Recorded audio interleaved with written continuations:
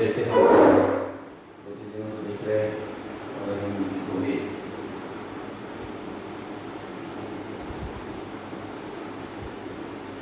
आज फिर एक प्रसिद्ध दोहा हम लेने जा रहे हैं। आप गई आदर गया,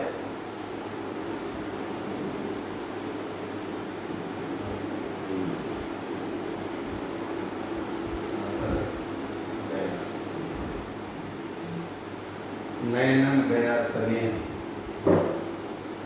नैनन गया स्नेह, ये तीनों तभी गए, ये तीनों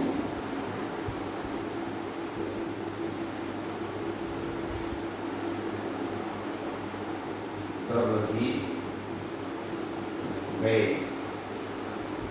जब ही कहा कछु देही, जब ही कहा कछु देही।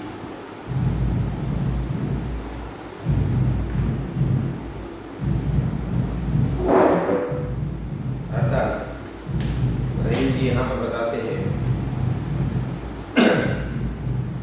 जैसे कोई कुछ मांगता है, आंखों का मान सम्मान और प्यार चला जाता है, मांगने वाले व्यक्ति का अभिमान चला गया, उसकी इज्जत चली गई और उसकी आंखों से प्यार की भावना चली गई। ये तीनों तब चले गए जब उन्होंने कहा कि यह कुछ देता है, यानी जब भी आप किसी से कुछ मांगते हैं, यानी भिक्षा मांगना अपने आप को अपनी ही नज़रों से गिरा देना है। इसलिए कभी भीख मांगने जैसा कोई काम न करें। अब यहाँ पर गए आप गई आदर गया, नैनन गया स्नेह। इसमें उन्होंने कहे आप इज्जत, आदर मतलब सम्मान, नैनन आप अर्थात आप इज्जत, उसके साथ आदर, जो सम्मान हमारा हमारे नजरों में होता है, नयन, नयनन, नयनन अर्थात आंखें। इस तरीके से रहीम जी कहते हैं, आप गई आदर गया, नैनन गया स्नेह, ये तीनों तभी गए जब कहा कछु देही। अर्थात आप अगर किसी से कुछ मांगते हैं, आपके भले ही बहुत करीबी रिश्ते हो, मित्रता हो, संबंध हो, तो भी आप जब किसी से कुछ मांगते हैं तो तभी आपका आदर, आपकी इज्जत, आपकी नज़रों में जो आपका सम्मान होता है, वो सब कुछ चला जाता है। इसलिए किसी से मांगने से पहले ये सोच लेना चाहिए कि हम किस तरीके से उसको मांग रहे हैं। इसलिए वो कहते हैं, जैसे ही कोई कुछ मांगता है, आंखों से उसका मान सम्मान निकल जाता है, चला जाता है और प्यार भी चला जाता है, मांगने वाले व्यक्ति का अभिमान चला जाता है। इसलिए मांगने से पहले 10 बार हम लोगों को सोचना चाहिए। उसकी इज्जत भी चली जाती है, वह भी अपने नज़रों से गिर जाता है और उसकी आंखों से प्यार की जो भावना होती है वह भी पूरी तरह से नेस्तनाबूद हो जाती है। इसलिए तीनों तब चले जाते हैं जब उन्होंने कहा, जब वह कहते हैं कि यह कुछ देता है, यानी जब भी आप किसी से कुछ मांगते हैं, यानी भिक्षा मांगना हम जिसको कहते हैं, आप भिक्षा के रूप में अगर किसी से कुछ मांगते हैं तो आपके नज़रों से ये सब कुछ बातें गिर जाती है, चली जाती है। इसलिए मांगने से पहले आपने सब बातें ये सोचनी चाहिए। ऐसा रहीम ने इस दोहे के माध्यम से कहा।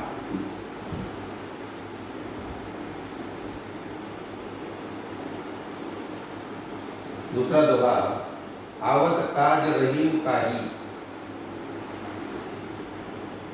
आवत काज रहीम काही, काही गाढ़े बंधु स्नेह, गाढ़े बंधु स्नेह जीरन होत न पेड़ ज्यों, जीरन होत न पेड़ ज्यों, ज्यों थामे बरे बरे हो, थामे बरे बरे। अब इसमें घाड़े समय, अब ये जो दोहा रंजन लिखा है, आवत काज रहीम काही, आवत काज रहीम काही, गाढ़े बंधु स्नेह। अब इसमें उन्होंने कहा गाढ़े समय अर्थात बुरा समय, गाढ़े समय अर्थात बुरा वक्त, बुरा वक्त। स्नेह बंधु अपना मानने वाला, जैसे उन्होंने कहा बंधु स्नेह, बंधु स्नेह अपना मानने वाला, अपना मानने वाला। इस बात को लेकर रहीम जी यहाँ पर कहते हैं, आवत काज रहीम कही, आवत काज रहीम कही, गाढ़े बंधु स्नेह, जीरन होत न पेड़ ज्यों, थामे बरे बरेह। अर्थात बुरे वक्त में, बुरे समय में, विपदा में, आपकी समस्या के वक्त में जो आप अपना मानते हैं, अपना मानने वाले होते हैं ही काम आते हैं। अपना जब बुरा वक्त होता है, अपना जब बुरा समय होता है, अपन जब विपदा में होते हैं, किसी समस्या में होते हैं, तब उस वक्त में, उस समय में सिर्फ अपना ही काम, स्नेह बंधु अर्थात अपना मानने वाले, हमको चाहने वाले, वही लोग काम आते हैं। जैसे दूसरी पंक्ति में उन्होंने कहा जीरन होत पेड़ ज्यों, थामे बरे स्नेह। जैसे बरगद अपनी जटाओं का सहारा मिलने से कभी जीर्ण अथवा कमजोर नहीं होता।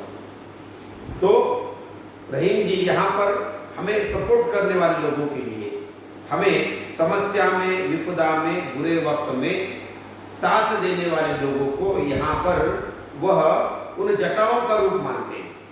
जो उस बरगद के पेड़ पर जो लंबी लंबी जटाएं हमें नजर आती हैं, जिससे हम झूला झूलते हैं, गांव खेड़ों में हम लोग जो रहा करते हैं, उनको पता है बरगद के बड़े बड़े पेड़ जो 200, 300, 400 साल पुराने बरगद के पेड़ होते हैं, उन पेड़ों को बड़ी बड़ी जटाएं होती हैं, उन जटाओं से हम झूला खेलते हैं।